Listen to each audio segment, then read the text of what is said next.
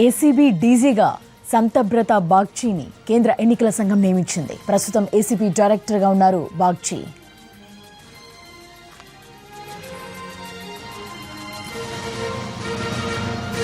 ACB డీజీగా సంతబ్రత బాగ్చీని కేంద్ర ఎన్నికల సంఘం నియమించింది.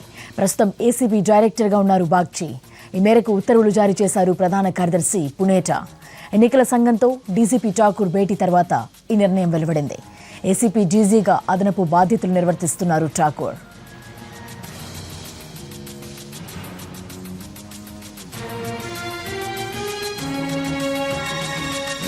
మరిన్ని వివరాలు మా కరెస్పాండెంట్ ఆలూరి రమేష్ అందిస్తారు. రమేష్,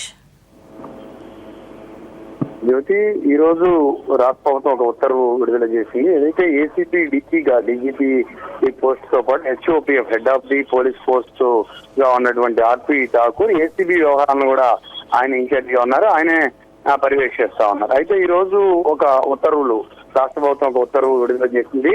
ఆ ఏసీబీ డీజీగా బాధ్యతలు నిర్వహిస్తున్నటువంటి ఠాకూర్ నుంచి ఆ విభాగాన్ని తొలగించారు. దాన్ని బాగ్జీకి ఆ వ్యవహారాలు అప్పగిస్తూ ఈ రోజు ఒక జీవో విడుదలైంది.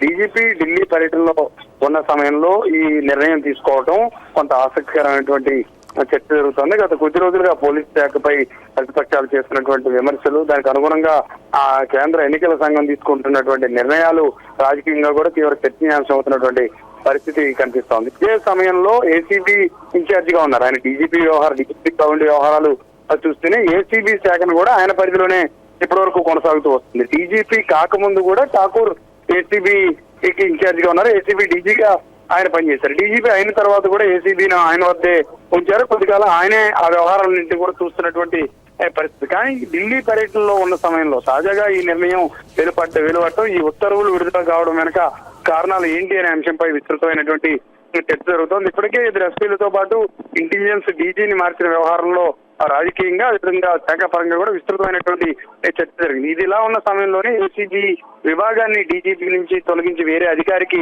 అప్పగించడం, అదే శాఖలో సీనియర్ అధికారిగా ఉన్నటువంటి బాగ్జీకి ఆ బాధ్యతలు అప్పగించారు. ఈ పరిణామంపై కొంత ఆసక్తికరమైనటువంటి చర్చ జరుగుతూ ఉంది. రమేష్, అంటే ఎన్నికల సంఘం అధికారితో సునీల్ అరోరాతో భేటీ అయిన తర్వాత అక్కడ ఢిల్లీలో జరిగిన పరిణామాలు ఏంటి? అంటే ఆ చర్చలు జరుగుతున్న టైంలో ఈ నిర్ణయం వెలువడ్డాన్ని ఎలా చూడాలంటే?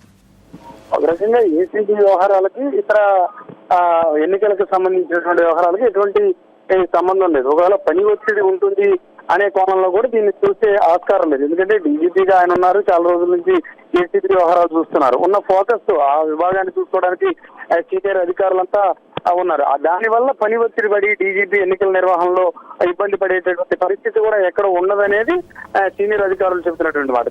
ఈ నేపథ్యంలో ఈ సమయంలో అది కూడా డీజీపీ ఈసీలో మీటింగ్ ఉన్న సమయంలో ఢిల్లీలో ఆయన పిలుపు రావడం, ఆ మీటింగ్ లో ఉన్నటువంటి సమయంలోనే ఢిల్లీ పర్యటన జరుగుతున్నటువంటి సమయంలోనే తాజా ఉత్తర్వులు రావడం చూస్తున్నట్లయితే దీని వెనక ఒక కీలకమైనటువంటి కొన్ని కారణాలతోని ఈ నిర్ణయం వెలువడింది అనేటటువంటి అభిప్రాయం వ్యక్తం అవుతుంది. అయితే ఇప్పటివరకు ఇంకా వాట్ ఇస్ ద రీజన్ అనే విషయంలో మాత్రం ఇంకా స్పష్టత రాలేదని మనం చెప్పొచ్చు.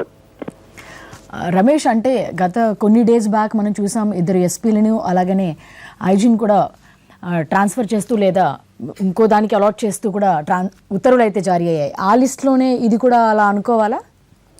వాస్తవంగా డీజీపీని ఎన్నికల విధుల నుంచి తప్పిస్తారనేది గత 2-3 నెలలుగా విస్తృతంగా రాజకీయ పక్షాలు చేస్తున్నటువంటి ప్రచారం. దీనికి ప్రధాన ప్రతిపక్షం వైసీపీతో పాటు బీజేపీ కూడా పోలీస్ శాఖపై పదే ఆరోపణలు చేస్తాం. కేంద్ర ఎన్నికల సంఘానికి పలుమార్లు ఫిర్యాదు చేసినటువంటి ధర్మిల డీజీపీ విషయంలో మార్పు ఉంటుందని విస్తృతంగా ప్రచారం జరిగింది. కానీ తర్వాత ఆ నిర్ణయాలు మాత్రం రాష్ట్ర ప్రభుత్వాన్ని, రాష్ట్రంలోని రాజకీయ పార్టీలను, పోలీస్ శాఖను కూడా కొంత ఆశ్చర్యానికి గురి చేసేటటువంటి నిర్ణయాలను కేంద్ర ఎన్నికల సంఘం తీసుకుంది. ఇంటెలిజెన్స్ విభాగానికి హెడ్ గా ఉన్న ఏబీ వెంకటేశ్వరరావుతో పాటు ఇద్దరు జిల్లా ఎస్పీలను మార్చుతూ ఒక నిర్ణయం తీసుకున్నారు. ఆ నిర్ణయం అమలు విషయంలో రాష్ట్ర ప్రభుత్వం కొత్తగా జీవోలు తీసుకురావడం, మళ్ళీ కోర్టుకు వెళ్లడం అనే రకరకాల అంశాలు జరిగినాయి. కానీ ఇప్పుడు తాజా నిర్ణయం చూసుకున్నట్టయితే మాత్రం దీని వెనక కారణం ఏంటి అనే దానిపై ఇంకా ఆ స్పష్టత రావాల్సినటువంటి అవసరం ఉంది.